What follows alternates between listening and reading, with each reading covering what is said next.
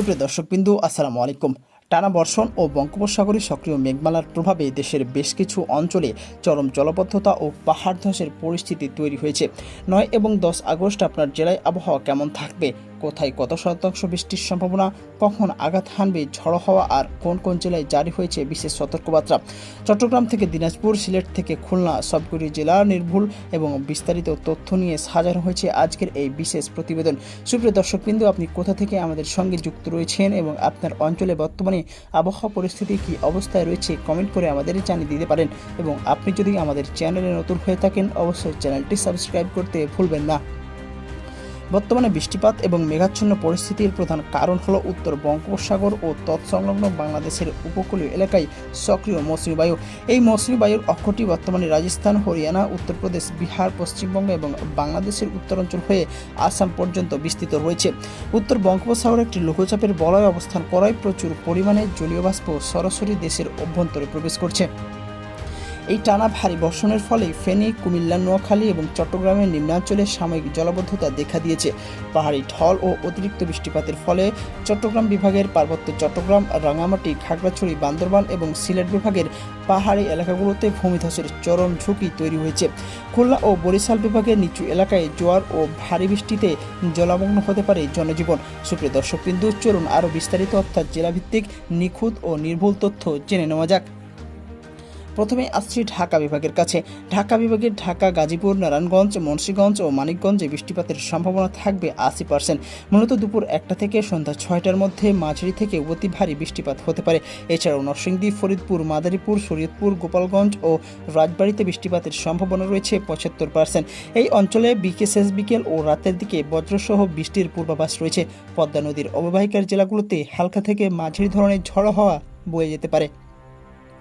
চট্টগ্রাম বিভাগের চট্টগ্রাম, কক্সবাজার, রাঙামাটি, বান্দরবান ও খাগড়াছড়ি অঞ্চলে বৃষ্টিপাতের সম্ভাবনা রয়েছে 95%। রাত 12টা থেকে সকাল 8টা এবং দুপুর 2টার পর থেকে ভারী থেকে অতি ভারী বর্ষণ অর্থাৎ 100 থেকে 150 মিলিমিটার পর্যন্ত অতি ভারী বর্ষণ হতে পারে। পাহাড়ি অঞ্চলগুলোতে মারাত্মক ভূমিধস এবং সমতল এলাকায় তীব্র জলাবদ্ধতার ঝুঁকিও রয়েছে। এছাড়া কুমিল্লা, ফেনী, নোয়াখালী, লক্ষ্মীপুর ও ব্রাহ্মণবাড়িয়ায় বৃষ্টিপাতের সম্ভাবনা কিছুটা কম থাকবে অর্থাৎ 90%। দিনভর থেমে থেমে বর্ষণ হবে। বিশেষ করে ফেনী ও নোয়াখালীর নিচু এলাকায় জলাবদ্ধ পরিস্থিতি তৈরি হতে পারে। এবার আসছি সিলেট বিভাগের কাছে। সিলেট বিভাগে সিলেট, সুনামগঞ্জ, মৌলভীবাজার ও হবিগঞ্জে বৃষ্টিপাতের সম্ভাবনা থাকবে 85 থেকে 90%। গভীর রাত ও ভোরের দিকে বর্ষণ বেশি শক্তিশালী হতে পারে। সুরমা ও কুশিয়ারা নদীর পানি বৃদ্ধি পেয়ে সীমান্তবর্তী নিচু এলাকাগুলো প্লাবিত হওয়ার আশঙ্কা করা যাচ্ছে।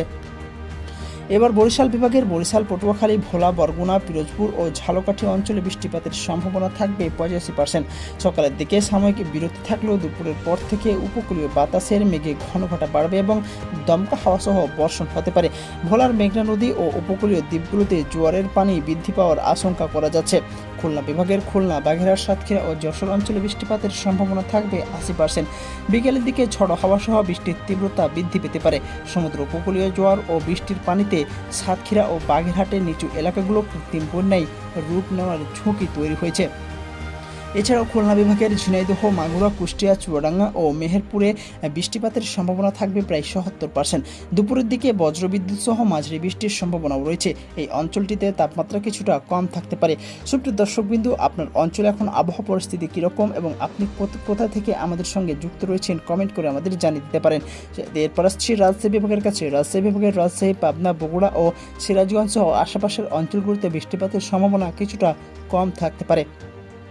এছাড়াও নাটোর, নওগাঁ, চাঁপাইনবাবগঞ্জ ও জয়পুরহাট সহ বিশেষ এই অঞ্চলটিতে বৃষ্টিপাতের সম্ভাবনা থাকবে 60%। কিছু কিছু জায়গায় সাময়িক বজ্রবৃষ্টি হতে পারে এবং আবহাওয়া মূলত ভ্যাপসা গরম থাকবে। দিনভর আংশিক মেঘলা আকাশ থাকবে এবং সর্বোচ্চ তাপমাত্রা থাকতে পারে 33 ডিগ্রি সেলসিয়াস।